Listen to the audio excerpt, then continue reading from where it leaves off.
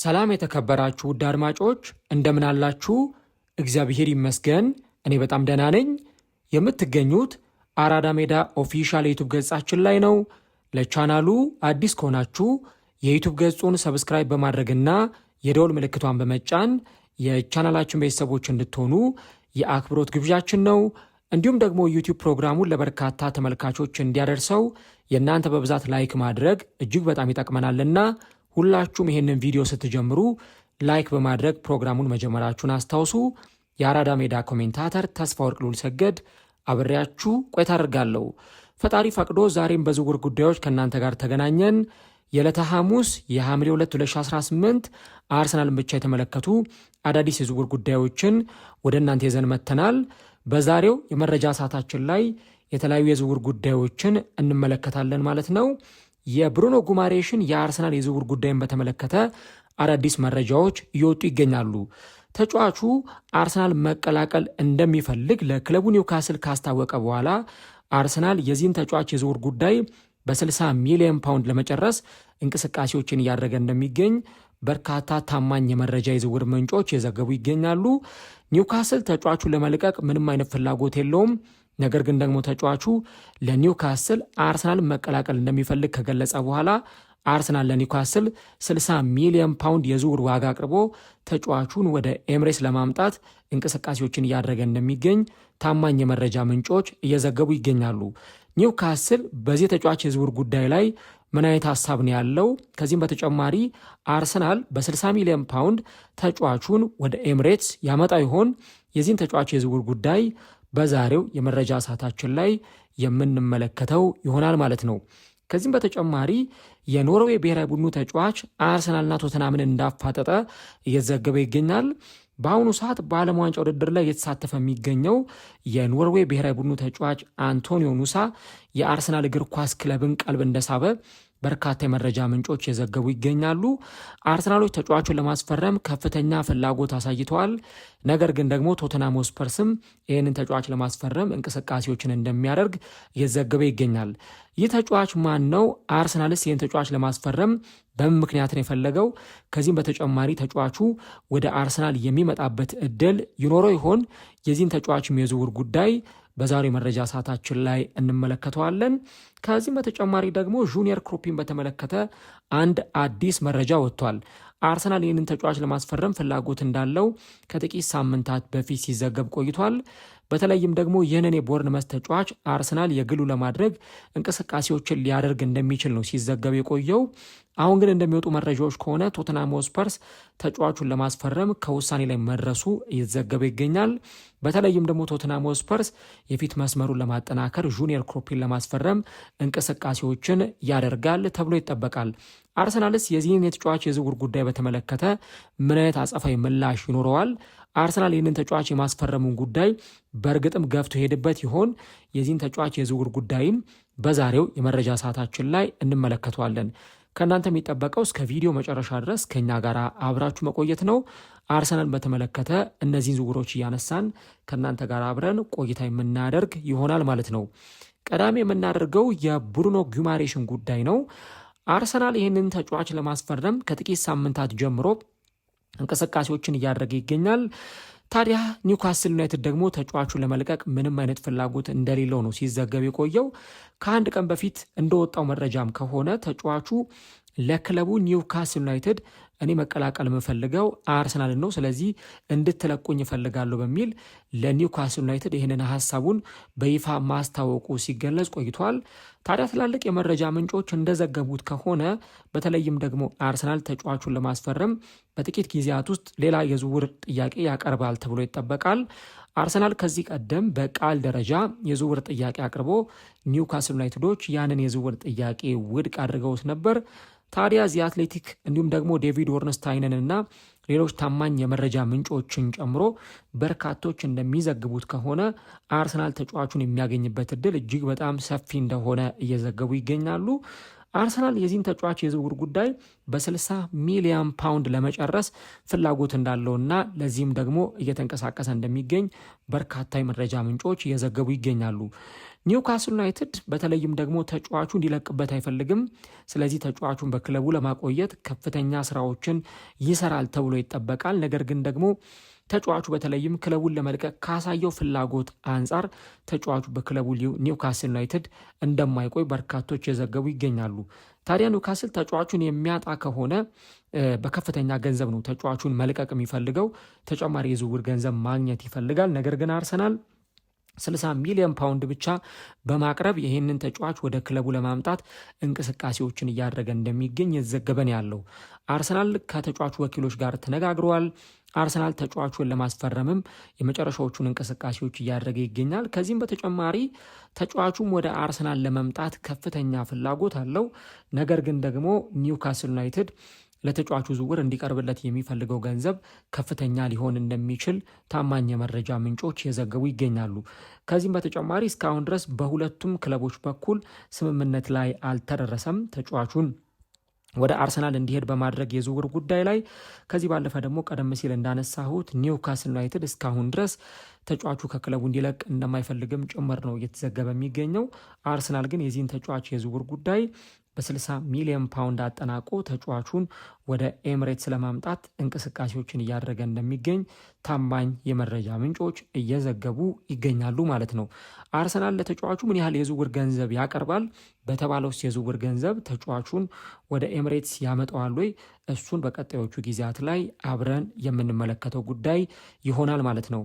ወደ ሌላኛው የዝውውር ጉዳያችን ስናቀና አርሰናልና አንቶኒዮ ኑሳን እናገኛለን። ይህ ተጫዋች በአሁኑ ወቅት በዓለም ዋንጫ ውድድር ላይ እየተሳተፈ ይገኛል ከኖርዌይ ብሔራዊ ቡድን ጋር። እንደውም በአንዳንድ ጨዋታዎች ላይ ሁሉ ተሰልፎ እየተጫወተ ይገኛል። ገና 21 ዓመቱ ላይ የሚገኝ የአርቢ ሌይፕዚግ ተጫዋች ነው። የመስመር አጥቂ ነው። በተለይም ደግሞ በግራ መስመር የማጥቃት ቦታ ላይ የመጫወት አቅም አለው። ታዲያ አርሰናል ይህንን ተጫዋች ለማስፈረም ከፍተኛ ፍላጎት እንዳለውና እንቅስቃሴዎችንም እያደረገ እንደሚገኝ ቲም ቶክ በዘገባው አስነብቧል። አርሰናልና ቶተናም ደግሞ ይህንን ተጫዋች ለማስፈረም እንደተፋጠጡም ጭምር ነው እየወጡ ያሉ መረጃዎች የሚያሳዩት። በተለይም ደግሞ አርሰናል ይህንን ተጫዋች ለማስፈረም በሚያደርገው ከፍተኛ ጥረት ውስጥ ቀላል የማይባል ፈተና እንደሚጠብቀውም ጭምር ነው እየተገለጸ ያለው። ለነገሩ ተጫዋቹ በተለይም ጥሩ ክህሎት እንዳለው ይነገርለታል። ኳስ የመግፋት አቅሙ፣ የድሪብሊንግ ስኪሉ፣ ከዚህም በተጨማሪ ደግሞ ክፍተቶችን ተጠቅሞ የማጥቃት አቅሙ እጅግ በጣም ከፍተኛ እንደሆነ በርካቶች የሚናገሩለት ተጫዋች ነው። ይህ ተጫዋች በተለይም ደግሞ ከክለብ ብሩዥ ነበረ በነሐሴ 2024 በ21 ሚሊዮን ዩሮ ወይም ደግሞ በ18 ሚሊዮን ፓውንድ ወደ ሌይፕዚግ እግር ኳስ ክለብ የተቀላቀለው። በተለይም ደግሞ ወደ ሌይፕዚግ ከተቀላቀለ በኋላ በቀጣዮቹ ዓመታት አስደናቂ ታለንት ያለው ተጫዋች ይሆናል ተብሎ ይጠበቃል። ተጫዋቹ በአሁኑ ወቅት በተለይም ደግሞ በኖርዌይ ብሔራዊ ቡድን በዓለም ዋንጫ ውድድር ላይ እየተሳተፈ ይገኛል። የኖርዌይ ብሔራዊ ቡድንም ወሳኝ የሚባል ተጫዋች ነው። ኖርዌይ በጥሎ ማለፉ ከአይቮሪ ኮስት ጋር ጨዋታዋን ባደረገችበት ጊዜ ወሳኝ የሆነ ጎል አስቆጥሮ ሀገሩን ወደ ቀጣዩ ዙር እንድታልፍ ማድረግ የቻለ ተጫዋች እንደነበረም ይታወሳል።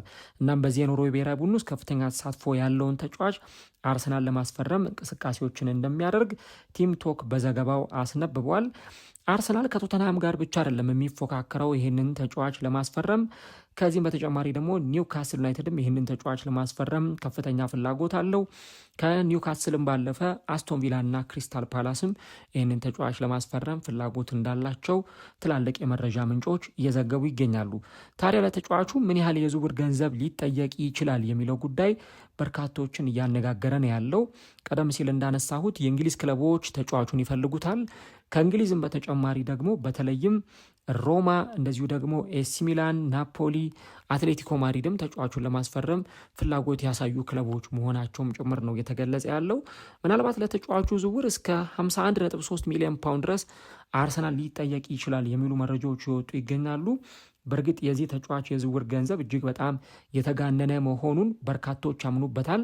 ከ50 እስከ 60 ሚሊዮን ዩሮ ድረስ አርሰናል ይህንን ተጫዋች ለማስፈረም መክፈል ይጠበቅበታል ጭምርም ነው የተባለው።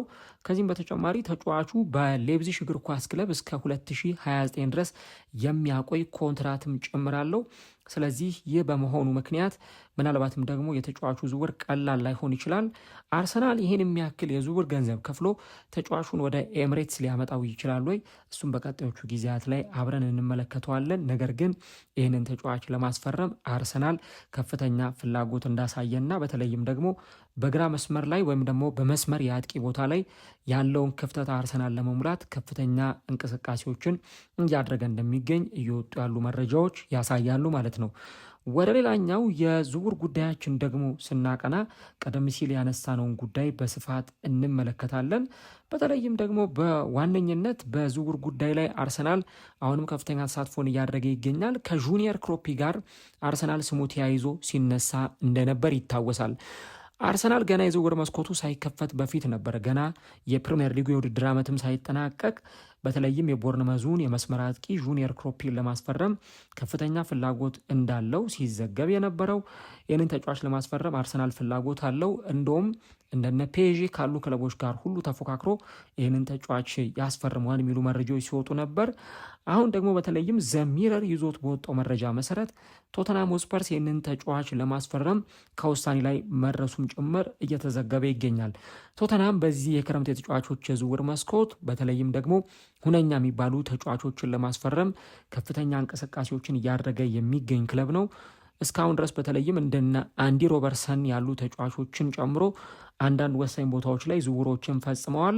አሁን ደግሞ ፊታቸውን ወደ ቦርንመዙ የመስመር አጥቂ ጁኒየር ክሮፒ ማዞራቸውን ነው ዘሚረር በዘገባው ያስነበበው። ይህንን ተጫዋች ለማስፈረም እንቅስቃሴዎችን እንደሚያደርጉ የተዘገበ ይገኛል። ይህ የ20 ዓመቱ ተጫዋች በተለይም ደግሞ 13 ጎሎችን አስቆጥሮ ሲዝኑን ካጠናቀቀ በኋላ የትላልቅ ክለቦችን ቀልብ ስቧል። አርሰናል፣ ፔዤ ተጫዋቹን ለማስፈረም ከፍተኛ ፍላጎት የነበራቸው ክለቦች ናቸው። ኢቭን ባርሴሎና ራሱ ተጫዋቹን ለማስፈረም ፍላጎት አሳይቶ እንደነበር ከዚህ በፊት ይታወሳል። አሁን ግን ቶተንሃም ሆትስፐርስ ይህንን ተጫዋች ለማስፈረም በዝውውር ዝርዝራቸው ውስጥ ተጫዋቹን እንዳካተቱት ጭምር ነው እየወጡ ያሉ መረጃዎች የሚያሳዩት። በተለይም ደግሞ የፊት መስመር ችግራቸውን ለመቅረፍ ቶተንሃሞች በከፍተኛ ሁኔታ እንቅስቃሴዎችን ያደርጋሉ። ለዚህም ደግሞ የቦርንመዙን የመስመር አጥቂ ጁኒየር ክሮፒን ያስፈርማሉ የሚሉ መረጃዎች ይወጡ ይገኛሉ። ምናልባትም ተጫዋቹን ለማስፈረም ከ80 እስከ 100 ሚሊዮን ፓውንድ ድረስ ባለው ቦርንመዝ ሊጠይቅ ይችላል የሚሉ ዘገባዎችም ተያይዘው እየወጡ ይገኛሉ። ታዲያ እነዚህ ዘገባዎች ከወጡ በኋላ አሁን አንዳንድ ጥያቄዎች የተነሱ ነው። አርሰናል የዚህን ተጫዋች የዝውውር ጉዳይ ትቶታል ወይ? አርሰናል ተጫዋቹን ለማስፈረም የዝውውሩን ጉዳይ ትቶታል ወይስ ደግሞ ወደዚህ ዝውውር ተመልሶ ይመጣል የሚሉ መረጃዎች ይወጡ ነው ያሉት። እስካሁን ድረስ የጁኒየር ክሮፒን የዝውውር ጉዳይ በተመለከተ ከአርሰናል ጋር ተያይዞ አዳዲስ ጉዳዮች እየወጡ አይደለም። ከአርሰናል ጋር በተያያዘ ወይም አርሰናልን በተመለከተ አርሰናል የተጫዋቹን ዝውውር ሆልድ ያደረገው ይመስላል። አርሰናል የፊት መስመሩን በተመለከተ የተለያዩ አማራጮችን ይዟል። ምናልባትም ግን በዚህ ተጫዋች ጉዳይ ላይ ደግሞ አንዳንድ የሚወጡ መረጃዎችን ስንመለከት ተጫዋቹ በተለይም ወደ ቶተንሃም የማምራት እድል እንዳለውና ቶተንሃምም ተጫዋቹን ለማስፈረም እንደሚንቀሳቀስም ጭምር ነው እየተገለጸ የሚገኘው ማለት ነው። ከዛ ውጭ ወደ ሌላኛው ጉዳያችን ስናልፍ ደግሞ የቀድሞውን የአርሰናል ተጫዋች የናቾ ሞኖሪያልን አስተያየት እናገኛለን። ናቾ ሞኖሪያል በተለይም ደግሞ አርሰናልን በተመለከተ የአርሰናል የዝውውር ፖሊሲ ምን መምሰል እንዳለበት አስተያየቱን ሰጥቷል። በተለይም ደግሞ አርሰናሎች በዝውውሩ መስኮት ላይ ምንም አይነት ስህተት መስራት እንደሌለባቸውና ፐርፌክት የሆነ የዝውውር መስኮት ማሳለፍ እንደሚጠበቅባቸው ናቾ ሞኖሪያል ለአርሰናሎች ማሳሰቢያ ሰጥቷል። አርሰናሎች ጥሩ ስብስብ አላቸው። በዚህም ምክንያት ነው በባለፈው ውድድር ዘመን ፕሪሚየር ሊጉን ያሸነፉት። ነገር ግን ደግሞ በተለይም አርሰናል ስፔሲፊክ በሆነ ቦታ ላይ ተጫዋች ማስፈረም ይኖርበታል። ምናልባትም ደግሞ አርሰናል ማሻሻል ያለበት ቦታ የሚመስለኝ የግራ መስመሩን በትክክል ማስተካከል ይጠበቅበታል የሚል አስተያየቱን ሰጥቷል ማለት ነው። ሊያንድሮ ትሮሳርድን እንዲሁም ደግሞ ጋብሪኤል ማርቲኔሊን እወዳቸዋለሁ፣ ሁለቱም ይመቹኛል፣ ጥሩ ተጫዋቾች ናቸው። ነገር ግን ደግሞ በቡካዮ ሳካ ሌቭል የሆኑ ተጫዋቾችን አርሰናል ማስፈረም አለበት የሚል ሀሳብን ሰጥቷል ማለት ነው። በተለይም ደግሞ አርሰናል በዚህ የዝውውር መስኮት ላይ ስህተቶች መስራት እንደሌለበትም ጭምር ነው በአስተያየቱ የገለጸው። ኒኮ ዊሊያምስ ለዚህ ቦታ ተመራጩ ተጫዋች ይመስለኛል። በባለፈው ሲዝን ጥሩ ጊዜን አላሳለፈም፣ የጉዳትም ችግሮች ነበሩበት። ምናልባትም ግን አርሰናል በዚህ የዝውውር መስኮት ላይ ስህተቶችን አቮይድ ማድረግ አለበት የሚል ሀሳብ ሰጥቷል እና እንደውም ናቾ ሞንሪያል በአስተያየቱ እኔ የአርሰናል ስፖርቲንግ ዳይሬክተር ብሆን ኖሮ ኪቪቻ ክቫራትስኬሊያን ወይም ደግሞ ብራድሊ ባርኮላን ወደ ኤሚሬትስ እንዲመጡ አደርግ ነበር የሚል አስተያየቱን ሰጥቷል እና ኒኮ ዊሊያምስ ፊት የሚሆን ከሆነ ለአርሰናል ጥሩ ዝውውር ይሆናል ብዬ አስባለሁ የሚል አስተያየትን ሰጥቷል። ስለዚህ አርሰናል በተለይም ደግሞ በዝውውር መስኮቱ ላይ በቡካዮ ሳካ ሌቭል የሚሆን በጣም ጥራቱን የጠበቀ የግራ መስመር አጥቂ ማስፈረም እንዳለበት ለአርሰናል ማሳሰቢያ ሰጥቷል ማለት ነው። እናንተስ በዚህ ጉዳይ ላይ ምን ትላላችሁ? አርሰናል የትኛውን የመስመር አጥቂ ቢያስፈርም ክለባችሁ ቢያስፈርም ደስ ይላችኋል? ኮሜንት ላይ ሀሳቦቻችሁን እንድታጋሩን አድማጮቻችን እንጋብዛለን። እንግዲህ አርሰናልን በተመለከተ ለዛሬ ያዝንላችሁ የዝውውር መረጃዎች እነዚህን ይመስላሉ።